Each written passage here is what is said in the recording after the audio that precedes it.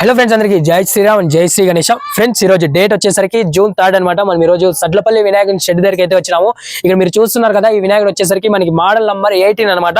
వినాయకుడు చాలా అంటే చాలా బాగున్నాడు. మనకైతే వినాయకుడితో పాటు ఇటు సైడ్ అయితే మనకి బొంబొంబోలే శివుడు ఉన్నాడు. అండ్ ఇటు సైడ్ వచ్చేసరికి మనకి కేదార్నాథ్ టెంపుల్ అయితే ఇచ్చేసినారు. ఈ వినాయకుడు మనకి పోయినసారి వచ్చేసరికి మనకి ఓల్డ్ మోడల్ అనమాట, కానీ కొంచెం డిఫరెన్స్ ఉంది. ఆ డిఫరెన్స్ ఏమంటే మనకి వినాయకుడిని చాలా లంబోదరిని ఫోజ్ లో పెట్టేసినారు, అంటే చాలా లాంగ్ గా పెట్టేసినారు అనమాట.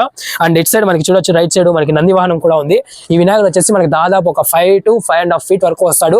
ఈ వినాయకుని అయితే మనం దగ్గర నుంచి ఒకసారి డీటెయిలింగ్ గా చూసేద్దాం. వినాయకుని విషయానికి వస్తే కనుక మనకి స్వామివారి పాదం కింద అయితే మూషిక వాహనం ఉంటుంది.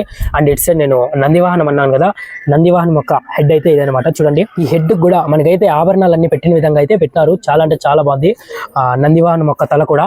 అండ్ ఇట్ సైడ్ చూస్తే మనకి కేదార్నాథ్ అనమాట. వినాయకుడి యొక్క రైట్ సైడ్ వచ్చేసరికి మనకి కేదార్నాథ్.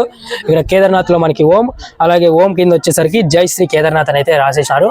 అండ్ మనకి లెఫ్ట్ సైడ్ వచ్చేసి మనకి బొంబొంబోలే శివుడు అనమాట. చూడండి ఎంత బాగున్నాడు. శివుడు కూడా చాలా అంటే చాలా సింపుల్ గా ఓన్లీ రుద్రాక్షాలు ఒక్కటే ధరించుకొని ఉన్నట్లుగా పెట్టేశారు. మనకి వినాయకుడు అయితే చాలా అంటే చాలా బాగుంది. ఇక్కడ ఉండే ప్రతి ఒక్క వినాయకుడు కూడా సిట్టింగ్ పొజిషన్ లో ఉండే వినాయకుల్ని చేసినారు. అండ్ సింపుల్ మోడల్స్ ఎక్కువ చేసినారు, అంటే చాలా మందికి అవే ఇష్టం కాబట్టి సో అలాంటివే చేసినారు.